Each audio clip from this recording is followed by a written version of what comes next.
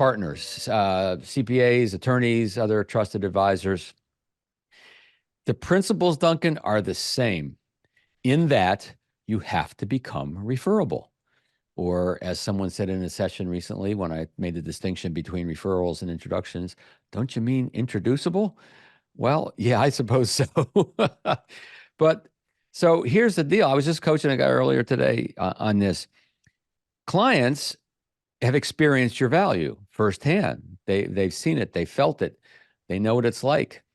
Centers of influence, these trusted partners, haven't necessarily experienced it. So they have to be educated on the process that you put them through. And that's why it takes time to become referable in the eyes of those folks. So they tend to be risk adverse anyway. And this is not something that usually happens overnight. Now, one of the things that bridges the gap a little bit here is the best way to meet these partners, these accountants, attorneys, et cetera, is through your clients. So at least someone has experienced the value firsthand.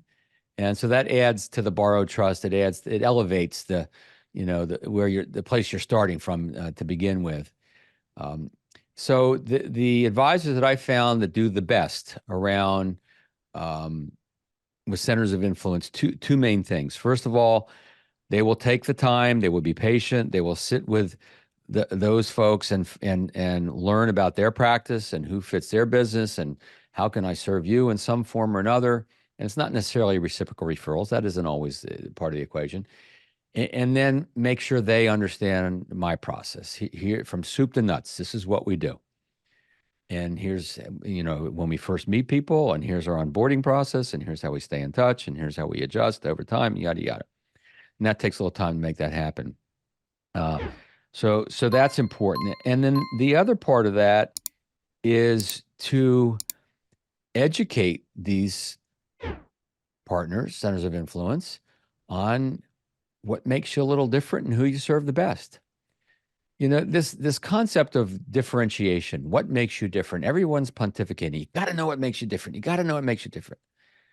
Well, I have a little different take on that. There are cases where that really does make a difference.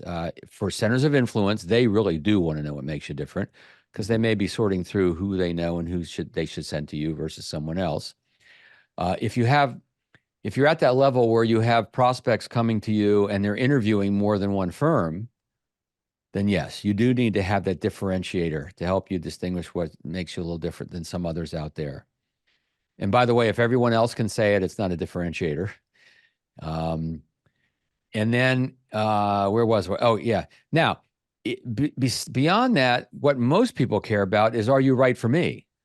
That's what they care about more. Not what makes you different, but are you right for me? Now, the differentiator might make you right for me. It might not. But I just wanted to get into that. That differentiator does become important with these centers of influence. And generally speaking, I'm a huge believer in this, and you and I haven't talked about this. The narrower, the better. The narrower our niche, to use a Canadian term, or niche, to use a U.S. term, the better. Everything gets easier. Referrals and introductions get easier. It's easier to demonstrate your value. Everything gets easier when you're narrow in your approach. Totally agree. It's interesting. We talk about evolving. Bill, I've actually, in the spirit of not using jargon, I've had advisors who use the term COI not just behind the curtain for internal use only, but also when they're talking to clients and strategic partners. They'll actually refer to this sort of inner circle of partners as COIs. And I'm like, what does that mean? Circle or center of influence. That means the relationship exists to drive referrals. It's not what you say, it's what they hear. That's not a benefit to the client. We've actually asked advisors to rebrand. And some people say, look, this is semantics. Give me a break. Hey, you live by the rules you set. But we've asked advisors to rebrand from COI to a value-added support team, which is an acronym, VAST. You see, we've established a vast network of service providers we engage into the process. You see, a lot of advisors talk in terms, they'll say to a client, we'll refer you out No. You don't refer anybody out. You engage others in. Mm. You're the hub. You're the keystone of the relationship. You'll engage others into your process. That distinction, in my view, is pretty key.